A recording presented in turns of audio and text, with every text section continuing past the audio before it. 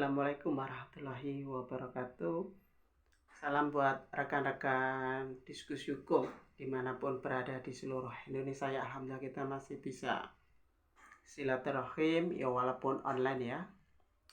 Masih bulan Sa'ban ya, di akhir-akhir menuju Ramadan. Mudah-mudahan kebaikan, rahmat dari Allah Subhanahu wa taala selalu beserta kita semuanya. Pilpres 2024 sudah selesai pengawalan dan terkhusus hak angket ya, yang sekarang lagi bisa dikatakan menjadi salah satu alternatif selain nanti di puncak akhirnya adalah di putusan Mahkamah Konstitusi ya, kalau soal PHPU itu kan.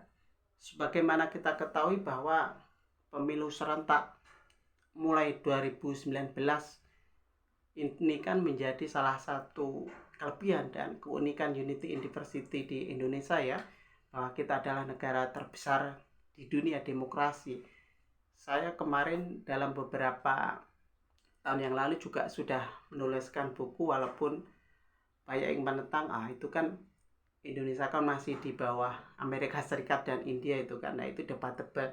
Tetapi silahkan sekarang mulai diteliti dan bahkan diakui di luar negeri bahwa ini menjadi keunikan kita itu. Karena terlepas soal itu ya, pemilu serentak ini kan memang memperebutkan 580 ya kursi di DPR dari 84 dapil, kemudian masing-masing 4 orang dari 38 provinsi, DPD-nya, pilegnya, kemudian pilpresnya kita ketahui sendiri hasilnya masih quick count ya.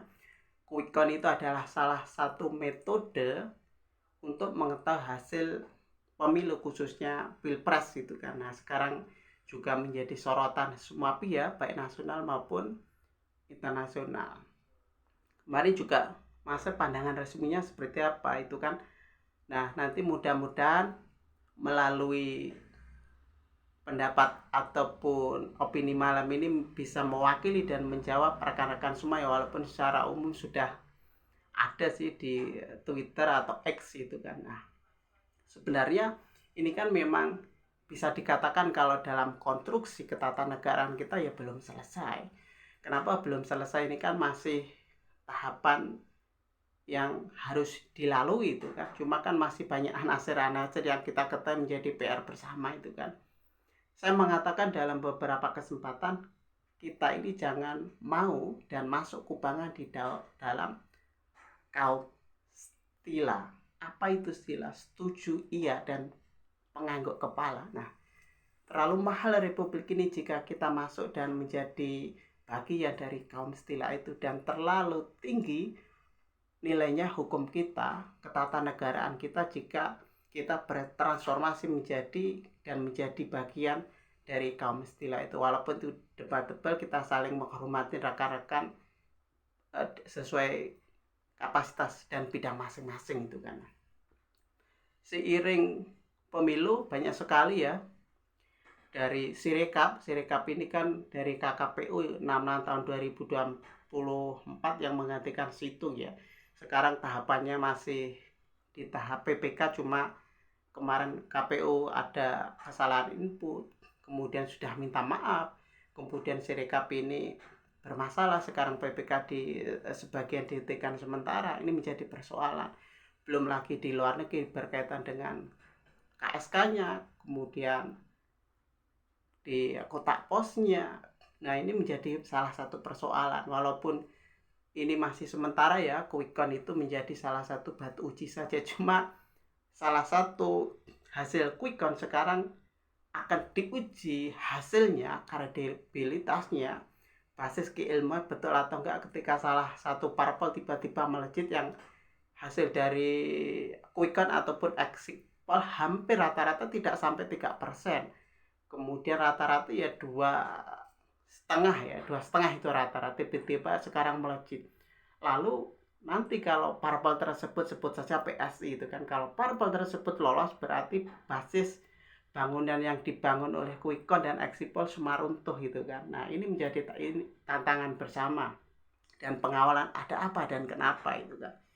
Belum lagi yang kemarin juga tanggapannya gimana Mas berkaitan dengan putusan MK ya, putusan MK 116 tahun 2023 cuma diputus kemarin tentang parameter threshold 4% gitu kan. Nah, itu bisa lain waktu ya nanti, karena ada 6 kata parpol di dalam konstitusi itu sendiri ya, berkaitan dengan parliamentary threshold, presidential threshold, dulu electoral threshold namanya. Nah, ini nanti ya. Nah, balik pada persoalan tadi kita, baik demokrasi dan hukum yang prosedural dan substansial wajib kita kawal bersama, memang kita tunggu saja ya. Jadi pasca 14 Februari 2024 maksimal 35 hari, tepatnya 20 Maret pengumuman KPU. Kemudian pasca 10 hari di sana masih ada PSU, pemungutan suara ulang, PSS susulan, kemudian PSS susulan, dan PSL lanjutan itu kan. Jadi masih ada beberapa tahap yang memang harus kita lalui bersama itu kan. Jadi 20 Maret nanti pengumuman resmi KPU maksimal 3 hari. Ada nggak sih yang ada PHPU khususnya Pilpres di Mahkamah Konstitusi maksimal 14 hari putusan Mahkamah Konstitusi, barulah di situ final hasil pemilu itu sendiri, baik pileg ataupun pilpres. Kemudian 1 Oktober itu anggota DPR dan DPD periode baru dilantik. 1 Oktober 2024 akhirnya kan resmi kan, karena MPR itu ada DPD dan DPR. Nah, nanti resmi anggota MPR ada. Barulah 20 Oktober 2024 presiden dan wakil presiden terpilih dilantik oleh MPR di hadapan Mahkamah Agung nanti. Maksimal 1 minggu barulah terbentuk kabinet. Maksimal 1 minggu sudah harus terpilih. Cuma kan sekarang dalam rapat kabinet presiden, program yang ada itu berkaitan dengan makan siang gratis dan sebagainya juga sudah dibahas. Ini kan juga bagi saya lucu juga ini kan. Nah, itu persoalan lain ya. Ini kan jenjang yang ada jeda, ada ruang yang patut kita kawal bersama ya, karena kan masih ada sampai 20 Oktober nanti proses estafet kepemimpinan nasional, kemudian estafet transformasi kepemimpinan itu baru ada. Nah, sekarang sebenarnya kalau kita mencermati ya, sebenarnya jenis pelanggaran pemilu itu sebenarnya ada 3 secara umum ya. Kode etik, kemudian administratif, dan tindak pidana pemilu. Nah, sekarang kan masih proses semua ini kan, ini masih proses semua, walaupun tadi saya sudah menyebutkan pada akhirnya nanti adalah di Mahkamah Konstitusi. Kemungkinan 01 dan 03 sudah tampak akan menyiapkan semuanya di sana ya, termasuk peserta pemilu yang lainnya itu kan. Lalu proses politik, nah sebenarnya tidak kita melulu soal politik ya, sebenarnya ini ketatanegaraan kita untuk mengawal berjalannya pemilu sekarang itu seperti apa. Sebenarnya Komisi 2 DPR dapat melakukan raker ataupun RDP dengan penyelenggara pemilu dan mitra kerjanya pihak pemerintah. Ada apa sih dan kenapa? Cuma kan nanti juga dalam space yang lebih kecil ini bisa dilakukan. Cuma kan ruang Komisi 2 DPR ini kan ruang saling mengkritik, memberikan masukan, tidak ada apa-apanya itu kan. Beda dengan yang namanya hak angket itu kan. Nah, hak angket ini memang akan menjadi salah satu tantangan, menjadi tolak ukur bagi ketatanegaraan kita nanti akan seperti apa.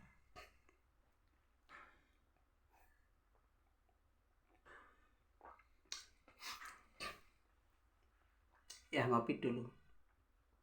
Nah, berkaitan dengan hak angket ini, mari coba kita kaji bersama, terlepas baik yang pro dan kontra ya.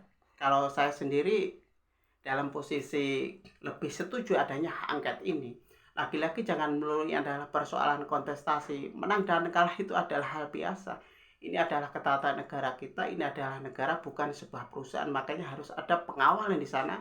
Persoalan hasil akhirnya seperti apa itu adalah persoalan, yang penting mekanismenya dijalani dulu agar tidak menjadi bom waktu ya saya katakan, karena kan banyak pertanyaan-pertanyaan publik ini ada apa dan kenapa. Makanya nanti ruang hak angket itu harus dibuka secara umum dan publik itu kan. Hak angket. Ya. Hak angket ini kan sebenarnya salah satu syaratnya itu secara umum memang minimal 25 anggota DPR dan minimal satu fraksi ya di DPR sekarang. Periode 2019-2024 kan ada 75 anggota DPR di sana. Kemudian nanti tepatnya nanti pada 5 Maret 2024 nanti akan mulai dibuka sidang paripurna DPR untuk masa sidang periode yang pasca reses itu kan. Nah, 5 Maret nanti apakah ada hak angket atau tidak kita tunggu bersama. Kemudian nanti setelah syarat secara nominal kuantitas terpenuhi, maka nanti harus dihadiri dan disetujui oleh minimal setengah lebih dari jumlah anggota DPR. Nah, nanti kalau setuju di sidang paripurna DPR, nanti dibentuklah sebuah pansus hak angket. Kemudian hasil akhirnya adalah hak menyatakan pendapat. Nah, hak menyatakan pendapat inilah salah satu siklus ketatanegaraan kita, walaupun irisan politiknya ini juga kental juga. Pasca hak menyatakan pendapat ini berbeda syaratnya, jadi nanti minimal dihadiri dan disetujui oleh 2/3 anggota DPR. Kemudian fraksinya harus semua fraksi yang ada di DPR. Ketika nanti ada pembentukan pansus lagi harus melibatkan anggota DPR dari semua fraksi. Barulah hasilnya seperti apa, kajiannya seperti apa. Karena hak menyatakan pendapat adalah konstruksi tindak lanjut dari hak angket. Nah, itu ya. Itu secara umum. Lalu hak angket itu sendiri sebenarnya ya kita sudah sama-sama tahu ya bahwa legalitas itu kan pasca amandemen kedua konstitusi, khususnya pasal 20A ayat 2 itu kan ada 3 hak anggota DPR, yaitu kan hak interpelasi, hak angket, hak menyatakan pendapat itu sendiri. Kemudian diturunkan dengan Undang-Undang MD 3 17/2014 42, kemudian yang terbaru adalah 13 tahun 2019. Hak angket pertama kali mendekati pemilu dulu juga sudah diadakan karena hasil Badan Konstituante Undang-Undang Nomor 6 tahun 54 tentang hak angket. Nah, sebenarnya secara historis juga sudah ada ini kan berkaitan dengan hak angket ini sendiri. Hak angket itu redaksionalnya sebenarnya rekan-rekan bisa dicermati ya. Bisa dicermati hak angket itu adalah salah satu norma hukum di pasal 79 ayat 1 Undang-Undang MD 3 itu sebagai turunan dari konstitusi tadi yang saya sudah menyebutkan. Penyelidikan, nah kuncinya kan itu sebenarnya kan atas dugaan apa. Nah itu kan, nah begini, jadi kan kalau kita berbicara konteks distribution of power itu kan ada legislatif, eksekutif, di sini ada yudikatif itu kan. Sebut saja ini adalah DPR. DPR ini adalah legislatifnya, kemudian di sana adalah pihak pemerintah. Saya menyebutnya komposisi matematika konstitusinya. Kalau kita mencermati 314 ada di pihak luar pemerintah, sebut saja pihak 01 dan 03. Kemudian 261 di pihak pemerintah yang koalisi terhadap yang rata-rata kalau kita cermati menolak hak angket itu secara matematika konstitusi. Jelas menang yang di luar pemerintah ataupun yang setuju dengan adanya hak angket itu sendiri. Nah, lalu kalau anggota DPR itu kan adalah jabatan yang saya menyebutnya, di sana ada hak lain juga adalah hak imunitas dan lain-lain itu kan. Istilah penyelenggara negara, kalau undang-undang dari 28 tahun 99 itu ada istilah penyelenggara negara, kemudian ada pejabat negara baik struktural maupun fungsional undang-undang pemilu itu sendiri. Siapa dia? Salah satunya adalah di pihak eksekutif atau pemerintah. Nah, lebih dalam lagi dan lebih detail lagi, hak angket ini atas apa dan dasar apa? Salah satu adalah, coba rekan-rekan cermati ya, pelaksanaan suatu undang-undang dan atau kebijakan pemerintah. Di sana sifatnya adalah relatif, bukan kumulatif. Kebijakan pemerintah, bukan pemerintahan, ini perlu menjadi kajian bersama. Makanya mohon maaf rekan-rekan yang berbeda pendapat itu kan dicermati dulu biar kita enak ngobrolnya kayak itu kan. Jangan bilang wah itu buat gaduh aja, masa itu kan nggak penting. Tunggu dulu itu kan. Nah, lanjut bahwa siapa yang berada di dalam kebijakan pemerintah di sana. Di sana saya menyebutnya ada presiden dalam lembaga presiden itu sendiri, kemudian pemerintah dengan menteri-menterinya, kemudian siapapun yang berada di kuasa eksekutif di sana menjadi objek hak angket itu sendiri. Sebagaimana kita ketahui putusan Bawaslu sudah banyak menteri yang terduga sudah ada pelanggaran etiknya, belum lain-lain itu kan. Ini menjadi PR salah satu objek hak angket itu sendiri. Kemudian penyelenggara pemilu tahu sendiri itu kan, yang masih menjadi PR dan kajian bersama. Kalau KPK dulu kan istilahnya perdebatan kuasi eksekutif atau enggak, ya itu perdebatan lain ya. Artinya kan siapa yang masuk kuasa eksekutif gitu kan. Sekarang kalau KPK menjadi kuasa eksekutif pasca hak angket juga kan dulu. Nah, lanjut bahwa angket ini atas dasar apa sebenarnya, berkaitan dengan hal yang penting, strategis dan berdampak luas. Nah, artinya bahwa ketika ada patut diduga atas pelaksanaan undang-undang dan kebijakan pemerintah ini berdampak 3 hal tersebut, makanya hak angket ini menurut saya adalah menjadi sebuah kewajiban, konsekuensinya logis dan rasional untuk dijalankan. Makanya kan kebijakan-kebijakan pemerintah, apapun yang menjadi anasir-anasir berkaitan dengan hasil pemilu yang belum selesai ini wajib dikaji bersama. Itu berkaitan dengan hak angket itu kan. Jadi tadi saya menyebut ada syaratnya, kemudian subjeknya anggota DPR. Makanya saya sering menyebut dalam beberapa kesempatan hak interpelasi, hak angket, hak menyatakan pendapat itu adalah baju plus anggota DPR itu kan. Makanya ada yang menyatakan bahwa anggota DPR nanti malah rugi, buang-buang waktu ketika hak ini digunakan. Ini kan ibarat kata baju. Kalau anggota DPR biasa baju biasa, saya menyebut hak itu adalah baju plusnya. Justru anggota DPR tidak peka terhadap hak angket jika tidak dilakukan itu kan. Karena kan ini menjadi tugas bersama dan baju plusnya sebuah anggota DPR itu sendiri itu kan.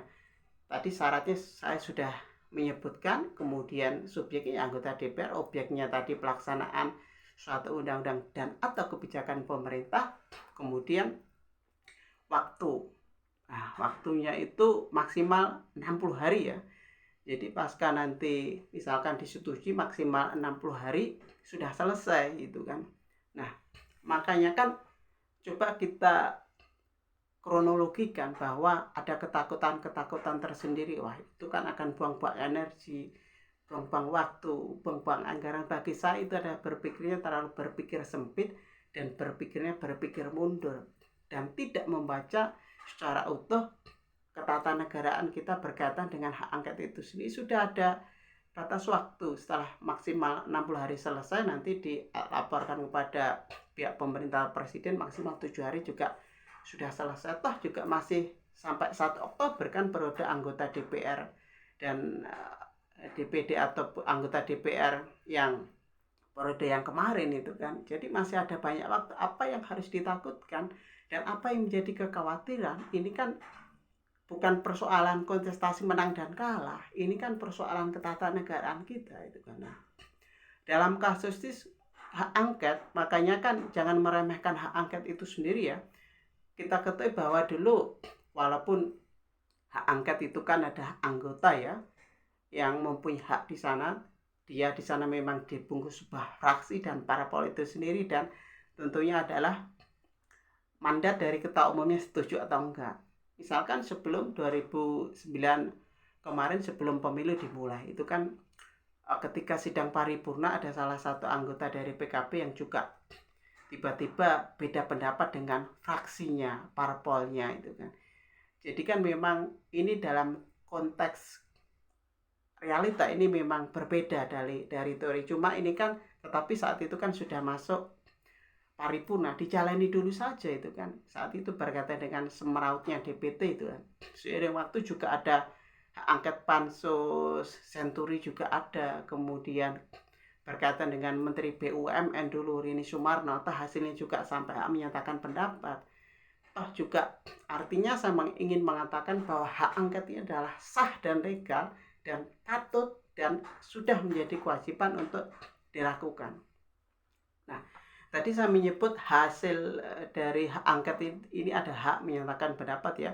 Rekan-rekan di sana nanti bisa dicermati pasal 79 ayat 4-nya hak menyatakan pendapat. Lah, hak menyatakan pendapat ini kan memang nanti turunan-turunan hasilnya apa setelah hak menyatakan pendapat, kemudian nanti bisa misalkan berkaitan dengan secara politik ya, secara politik patut diduga pelaksanaan undang-undang kebijakan pemerintah, saya menyebutnya adalah politik cawe-cawe presiden, bansosnya diselidiki, kemudian perilaku menterinya, penyelenggara pemilunya nanti harus atas dasar hak angket, bukti-bukti materi, kemudian laporan hasil hak angketnya bisa dilampirkan, dibentuk hak menyatakan pendapat itu. Tadi saya sudah menyebutkan di minimal dihadiri dan situ 2/3 anggota DPR, kemudian dibentuk lagi pansus dengan semua fraksi, barulah nanti sidang paripurna lagi gitu kan. Nah, secara politik dampaknya itu, dan ini yang penting, ada yang mengatakan lagi-lagi kok presiden, ya memang ketatanegaraan kita salah satunya ada proses di sana. Misalkan ada yang menyatakan proses nanti bisa nggak untuk celah impeachment ada pemakzulan. Nah, ini debatable ya bagi saya. Konstruksi hukumnya memang kalau pasal 7A Undang-Undang Dasar itu kan salah satu tolak ukur impeachment atau pemakzulan presiden. Nah, artinya itu kan saya menyebut ada 5 di sana, salah satu syaratnya itu kan di sana ada pelanggaran hukum. Pelanggaran hukum saya tidak membedakan, tetapi masuk dalam pengkhianatan negara itu sendiri, korupsi, penyuapan, tindak pidana berat lainnya, dan perbuatan tercela. Perbuatan tercela ini menurut saya sudah mendekati indikasi dan patut diduga perilaku presiden yang pelin-pelan, kemudian menggunakan anggaran yang asal-asalan. Panggil saja di sana, karena pansus hak angket ini siapapun yang ada kewenangan pejabat negara bisa dipanggil di sana itu kan. Itu secara politik ketatanegaraan. Kemudian hasilnya hak menyatakan, misalkan dalam konstruksi pidana, misalkan ada hal ya ini ada pidana, laporkan pada kepolisian, ada etiknya DKPP, misalkan kok masih ada hak administratif di Bawaslu. Cuma memang secara selesai dalam PHPU termasuk Pilpres ini memang MK sudah selesai nanti ketika putusan. Cuma nanti celahnya ketika DPR menemukan ada hal lain dilaporkan ke MK, ini kan persoalan lain itu kan. Dan itu memang ada di atur di konstruksi ketatanegaraan kita itu kan. Nah, itu ya yang bisa saya sampaikan. Sekali lagi, jangan pernah mau dan dalam mengawal negara ini, karena negara adalah milik kita bersama, bukan milik mereka, bukan milik kepentingan siapa-siapa dan golongan tertentu. Makanya jangan pernah mau masuk dalam kaum istilah setuju iya dan pengangguk kepala. Nah, itu ya dari saya. Beda jangan ngambekan, beda jangan baperan, berbeda karena kita saudara, berbeda karena kita Indonesia. Kita sama-sama belajar bareng, mudah-mudahan bermanfaat, bersama-sama berbuat bermanfaat buat umat bangsa dan negara. Assalamualaikum warahmatullahi wabarakatuh.